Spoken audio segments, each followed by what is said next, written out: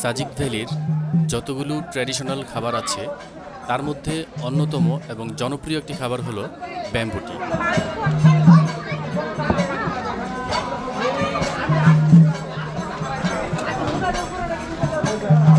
Guys, আপনারা দেখছেন ব্যাম্বুটি কিভাবে তৈরি করে। প্রথমে বাঁশের কাপের মধ্যে চিনি দেওয়া হচ্ছে। এটাকে আমরা বলি বাঁশের চুঙ্গা। তো বাঁশের চুঙ্গায় চিনি দিল, তারপর এটা হচ্ছে পাউডার দুধ না? হ্যাঁ, এখন এর মধ্যে পাউডার দুধ দেওয়া হচ্ছে। আমরা যারা শহরে বসবাস করি তারা কোনো চায়ের দোকানে গেলে কাপে অথবা ওয়ান টাইম গ্লাসে চা খেয়ে থাকি, কিন্তু সাজেক ভ্যালিতে বাঁশের চুঙায় চা খাওয়া ছিল এক অন্যরকম অভিজ্ঞতা। সাজেক ভ্যালিতে বসবাস করা স্থানীয় অধিবাসীরা সাধারণত এই চা বিক্রি করে থাকেন। বাঁশের চুঙায় চায়ের লিকারের সাথে দুধ এবং চিনি মিশিয়ে ব্যাম্বুটি তৈরি করা হয়। ব্যাম্বুটি খাওয়ার সময় চায়ের ফ্লেভারের সাথে বাঁশের একটি ফ্লেভার পাওয়া যায়। সাজেক ভ্যালি ভ্রমণে যেয়ে মাত্র 20 টাকা খরচ করলেই আপনারা ব্যাম্বুটি খেতে পারবেন। এর মধ্যে লিগার দেওয়া হচ্ছে, চায়ের লিগার।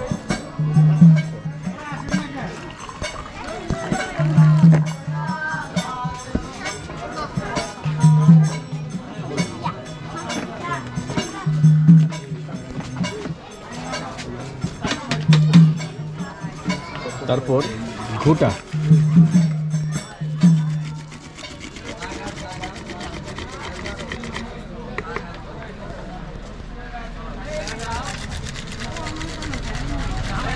হয়ে গেল আমাদের ব্যাম্বুটি।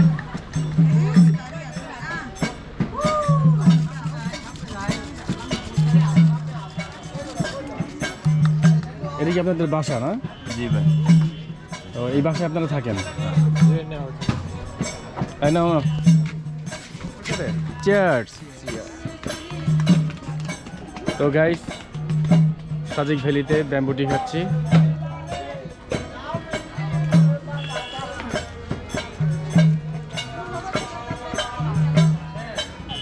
স্পেশাল কি মনে হচ্ছে?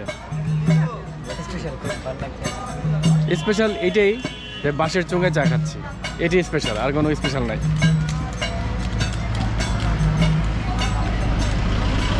গাইস, আমাদের জন্য রাতের খাবারের আইটেমে আছে বারবিকিউ, আর বারবিকিউ রান্না হচ্ছে, দেখতে পাচ্ছেন।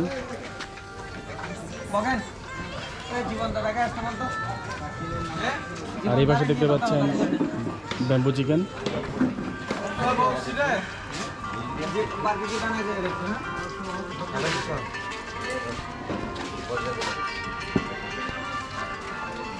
হয়ে গেছে না ভাই?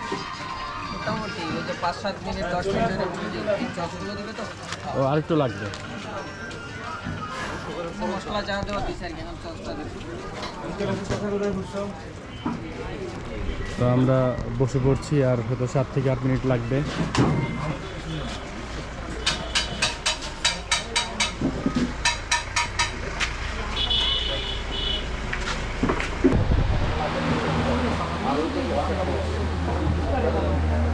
গাইস, চলে এসেছে আমাদের রাতের খাবারের আইটেম বারবিকিউ। বারবিকিউর সাথে আছে পরোটা, সালাদ এবং সস। গরম গরম মজাদার। এটা উপভোগ করতে হলে সাজেক ভিলায় আসতে হবে। তো এখন একটু টেস্ট করা যাক বারবিকিউ কেমন হয়েছে।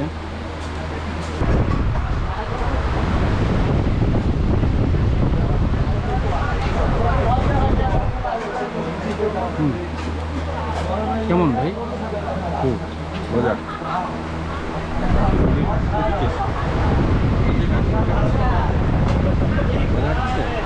সাজেক ভ্যালির দুইটি স্পেশাল খাবারের মধ্যে একটি হচ্ছে বারবিকিউ এবং আরেকটি হচ্ছে ব্যাম্বু চিকেন। আরেকটি স্পেশাল খাবার আছে, আর তা হলো বাঁশের তরকারি।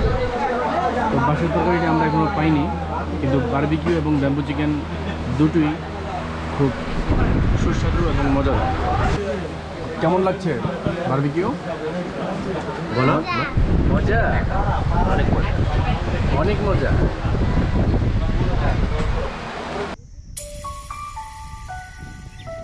আজ আমার সাজেক ভ্রমণের দ্বিতীয় দিন। খুব ভোরেই ঘুম থেকে উঠে বেরিয়ে পড়ি হেলিপ্যাডের উদ্দেশ্যে। সামনে যে লাল ঘরটি দেখা যাচ্ছে, এই লাল ঘরটি হচ্ছে রুনময় রিসোর্ট। রুনময় রিসোর্ট থেকে আরেকটু সামনে এগিয়ে গেলে হাতের ডান দিকে পড়বে হেলিপ্যাড। সাজেক ভ্যালিতে ভ্রমণে আসা পর্যটকেরা সূর্যোদয় দেখার জন্য খুব ভোর থেকেই ভিড় জমান হেলিপ্যাডে। ভিউয়ার্স, চলুন ঘুরে আসি সাজেক ভ্যালির হেলিপ্যাড থেকে এবং সাজেক ভ্যালি থেকে সকালের সুন্দর সূর্যোদয় উপভোগ করি।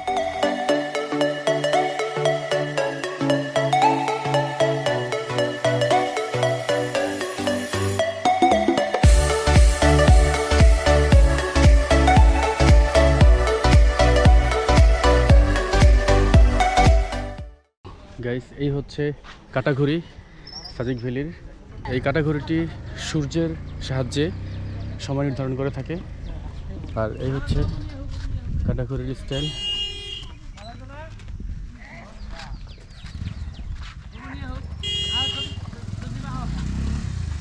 এখানে দেখতে পাচ্ছেন নাম্বার দেওয়া আছে।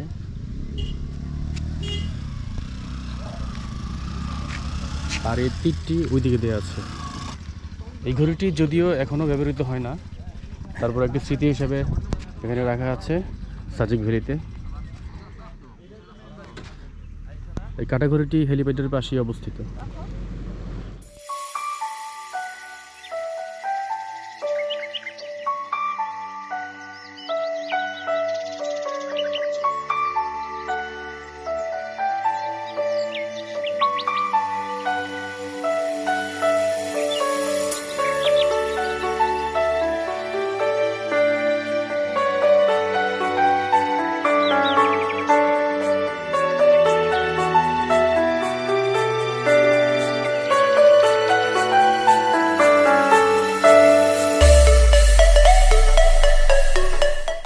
সাজেক ভ্যালির ছবি আসলে আমরা যেই ঘরটি দেখি সেটি হচ্ছে ওই লাল ঘরটি।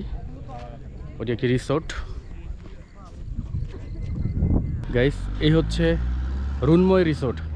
আমরা সাজেক ভ্যালির ছবিতে যে লাল ঘরটি দেখি, এই সেই লাল ঘর।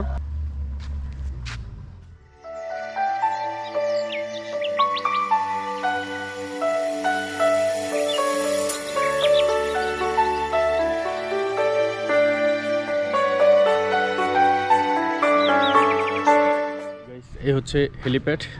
আমি এখন আছি সাজেক ভ্যালির হেলিপ্যাডে। কিছুক্ষণ পরেই সূর্য উদিত হবে এই আকাশ থেকে।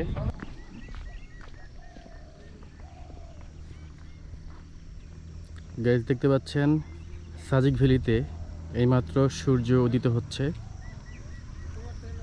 সাজেক ভ্যালি থেকে সূর্য উদয়ের দৃশ্য দেখতে পাচ্ছেন। আমি এখন হেলিপ্যাড থেকে ফিরে যাচ্ছি আমাদের রিসোর্টের দিকে, কারণ আমাদের এখন আর সময় নেই। খুব দ্রুত রেডি হয়ে নাস্তা শেষ করে আমাদের ব্যাক করতে হবে খাগড়াছড়িতে। সো ভিউয়ার্স, দেখা হচ্ছে খাগড়াছড়িতে। আমার সাজেক ভ্রমণের পরবর্তী পর্ব দেখার আমন্ত্রণ জানিয়ে আজকের মতো এখানে বিদায় নিচ্ছি। ভিডিওটি ভালো লাগলে লাইক করবেন, শেয়ার করবেন এবং চ্যানেলটি সাবস্ক্রাইব করে ইউটিউব চ্যানেল পলাশ ব্লগস বিডির সাথেই থাকবেন। ধন্যবাদ।